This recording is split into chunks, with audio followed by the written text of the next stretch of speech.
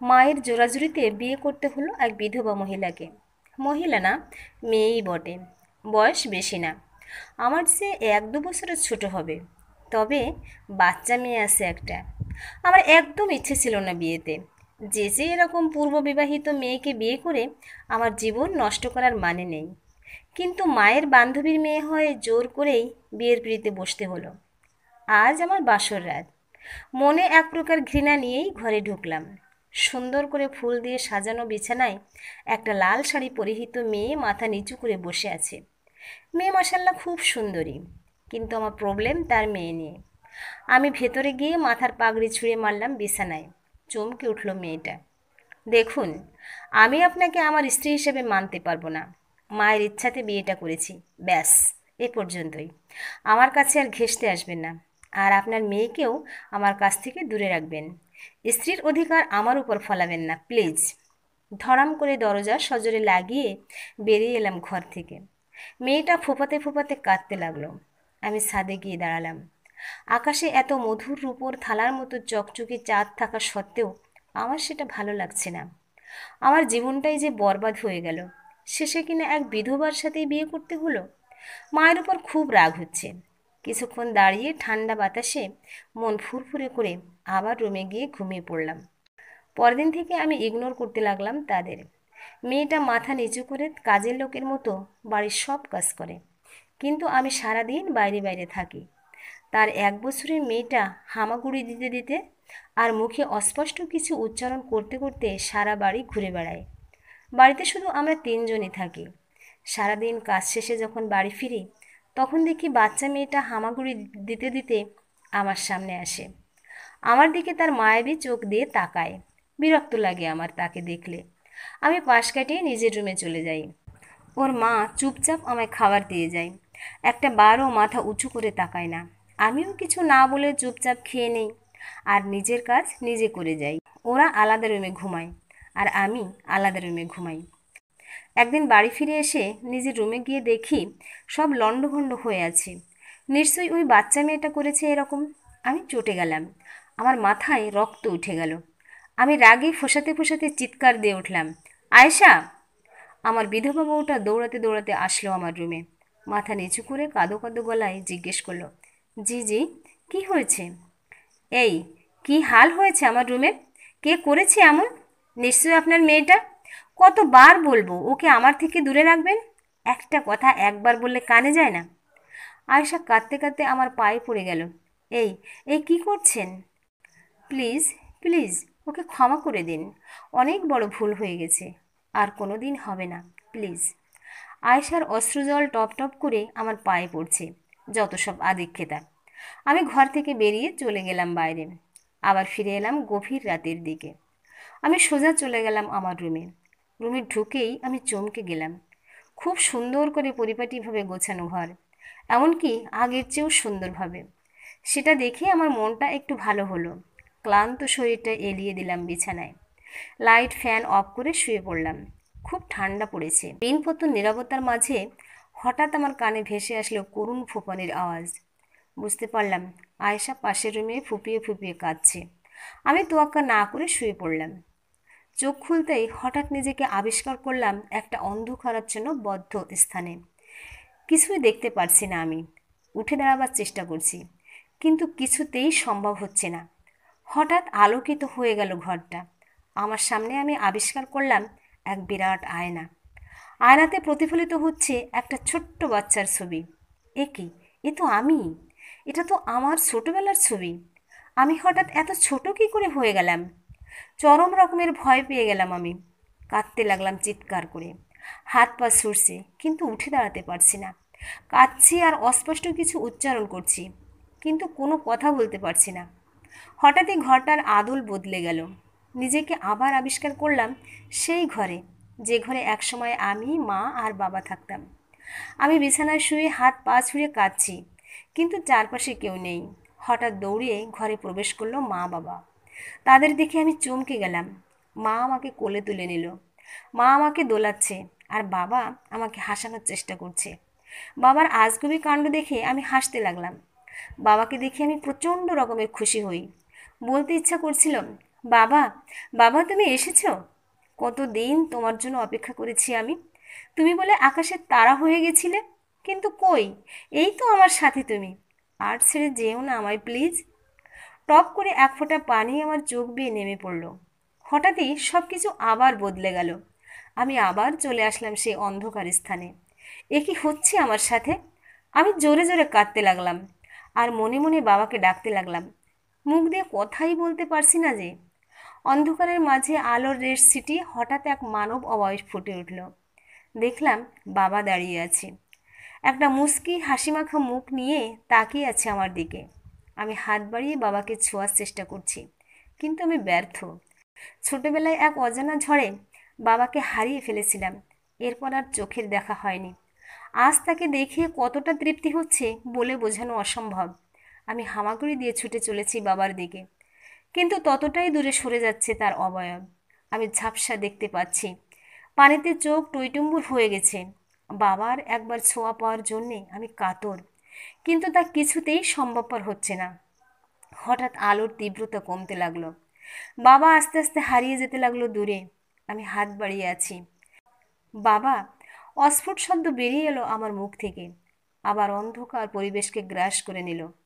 কালো অন্ধকারের মাঝে ছোট্ট আমি বুক ভরা হাহাকার নিয়ে বসে আছি। চোখও দেখি এখন পর হয়ে গেছে, পানি ঝরাচ্ছে না।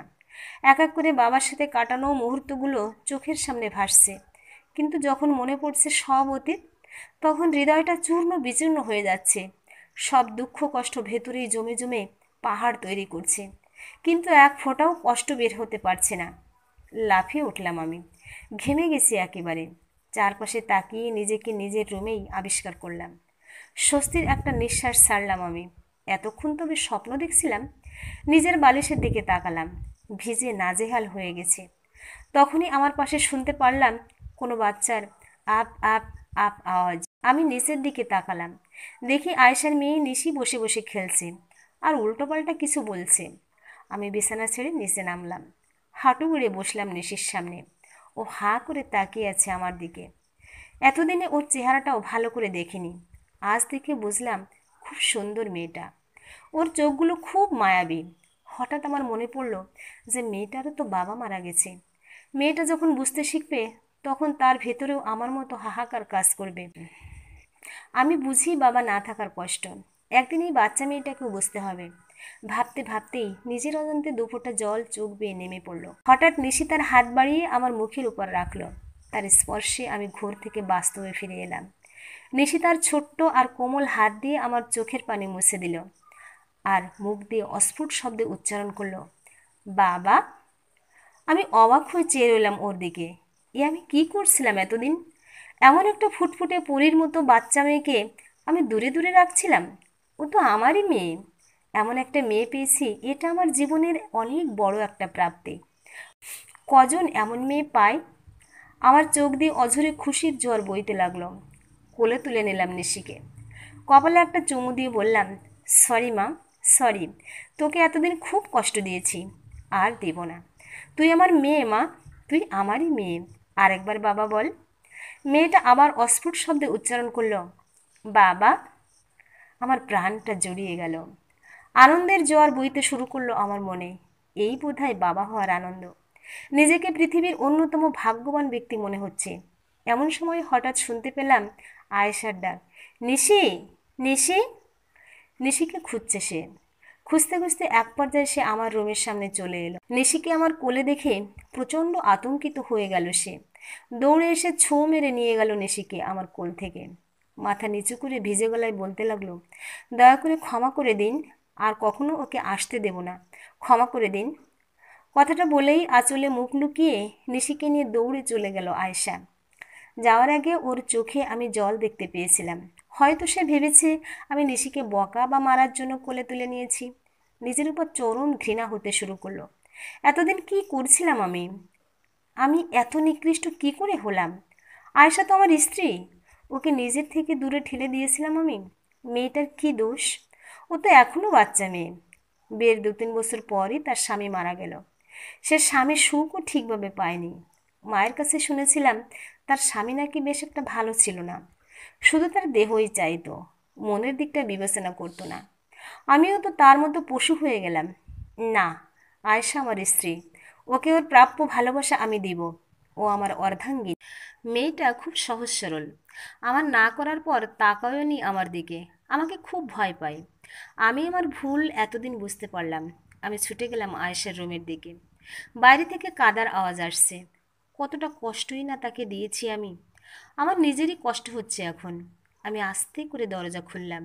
দরজা খুলে দেখলাম রুমের এক কোণে আয়েশা নিশিকে জড়িয়ে ধরে কাঁদছে। আমি পা টিপে টিপে এগিয়ে যাই তার সামনে। পেছন থেকে জড়িয়ে ধরি ওকে। ও প্রথমে অনেক ভয় পেয়ে যায়, কিন্তু ঘুরে যখন আমায় দেখে তখন ভয়ের চেয়ে অবাক বেশি হয়। আপনি? হ্যাঁ, আমি। আমাকে প্লিজ মাফ করে দাও আয়েশা। কি বলছেন আপনি এসব? আপনি কি করেছেন? আমাকে তুমি প্লিজ ক্ষমা করো। এতদিন তোমাদের সাথে আমি খুব অন্যায় করেছি। আমার চোখে পানি দেখে হতভম্ব হয়ে যায় আয়েশা। আমার কি কোনো বড় রকম ভুল হয়ে গেছে যে এভাবে বলছেন? আমাকে মারার জন্য এভাবে ধরেছেন? ভুল হয়ে গেলে মেরে শোধ তুলতে পারেন। আমি হেসে দিলাম। ধুর পাগলি, কেউ কাউকে মারার জন্য কি জড়িয়ে ধরে? তাহলে কেন ধরেছেন? নিজের স্ত্রীকে জড়িয়ে ধরার অধিকার নেই আমার? আমি কি আমার স্ত্রীকে ভালোবাসতে পারি না? মুচকি হাসি দিয়ে বললাম আমি। এবার ভূত দেখার মতো চমকে উঠল আয়েশা। আয়েশা, আমি আমার ভুল বুঝতে পেরেছি। তোমাদের আমি খুব কষ্ট দিয়েছি এতদিন, কিন্তু আর না। তুমি আমার স্ত্রী, আমার অর্ধাঙ্গিনী, আর নিশি আমার মেয়ে, আমার সব। কেঁদে দিল আয়েশা। এতটা বোধহয় কোনো দিন আশা করেনি সে। আমি আমি কি স্বপ্ন দেখছি? বলুন না প্লিজ। আরে না, এটা বাস্তব। আর আমি তোমাকে জড়িয়ে ধরেছি, এটাও বাস্তব। আমি আমি এতটা ভাগ্যবতী! আল্লাহর কাছে হাজার হাজার শুক্রিয়া। আমি আয়েশার কপালে চুলগুলো সরিয়ে একটা আলতো করে চুমু দিলাম। আর হ্যাঁ, আর আপনি না কিন্তু, এবার থেকে তুমি করে বলবে। খুশিতে কেঁদে দিল আয়েশা। ও আমাকে জাপটে ধরল। জানো, এই দিনের জন্য কত অপেক্ষা করেছি আমি। তোমায় অনেক ধন্যবাদ। এটা তোমার প্রাপ্য আয়েশা। আমার তোমাকে ধন্যবাদ দেওয়া উচিত যে তুমি আমাকে স্বামী হিসেবে স্বীকৃতি দিলে। সেদিন প্রায় সারাটা দিন আমি নিশি আর আয়েশাকে জড়িয়ে ধরে গল্প করেছি। রাতের বেলা আমরা একই রুমে শুলাম। আয়েশার এখনও সবটা বিশ্বাস হচ্ছে না। আমার বুকের উপর মাথা দিয়ে আয়েশার উপরের দিকে তাকিয়ে আছে। আমি তাকে জড়িয়ে ধরে আছি। আয়েশা শোনো। বলো। চলো আমরা দূরে কোথাও চলে যাই, যেখানে কেউ আমাদের চিনবে না। কেন? আয়েশা আমার মুখের দিকে ফিরে তাকালো। আমি চাই না আমাদের মেয়ে জানুক যে আমি তার দ্বিতীয় বাবা। যদি কোনোদিন জানতে পারে তবে সে হতাশায় ভুগতে পারে, নিজেকে অন্যদের থেকে আলাদা, দুর্ভাগ্যবান মনে করতে পারে, আমার কাছে আসতে ইতস্তত বোধ করতে পারে, সে কষ্ট পেতে পারে। আমি সেটা চাই না। কিন্তু এ সমাজে থাকলে কোনো না কোনোভাবে সে জেনেই যাবে সত্যটা। তাই চলো আমরা দূরে কোথাও নতুন করে আমাদের জীবন শুরু করি। তারপর আমরা আমাদের এই চিরচেনা জগৎ থেকে অনেক দূরে যেয়ে নতুন করে জীবন শুরু করলাম। 10 বছর পর আমি ঘুমিয়ে আছি। হঠাৎ কারোর কোমল স্পর্শে আমার ঘুম ভেঙে যায়। দেখলাম নিশি আমার চোখের জল মুছে দিচ্ছে, ঠিক সেদিনের মতো। কিন্তু আজও বড় হয়েছি। নিশি বলতে লাগলো, বাবা, কাঁদছো কেন? না মা, এমনি। বুকে আয় মা। নিশিকে বুকে টেনে নিলাম। আমার পাশে আয়েশা শুয়েছিল, ওকেও টেনে নিলাম। আমি খুব ভাগ্যবান রে মা। কিভাবে বাবা? তুই বুঝবি না। আমি সত্যিই খুব ভাগ্যবান, একজন ভাগ্যবান পিতা। খুশির জল চোখে ভাসিয়ে অদূর স্বপ্নের রাজ্যে পাড়ি জমালাম। তবে আজ আমি একা নই। আমার সাথে আছে আমার দুই পরী, দুইটা জগৎ। এতক্ষণ সাথে থেকে গল্পটা শোনার জন্য অশেষ ধন্যবাদ প্রিয় বন্ধুরা। গল্পটা ভালো লাগলে একটা লাইক, কমেন্ট ও শেয়ার করতে পারেন। আর পরবর্তীতে এরকম আরও সুন্দর সুন্দর গল্প শুনতে চাইলে আমার চ্যানেলটা সাবস্ক্রাইব করে পাশে থাকুন।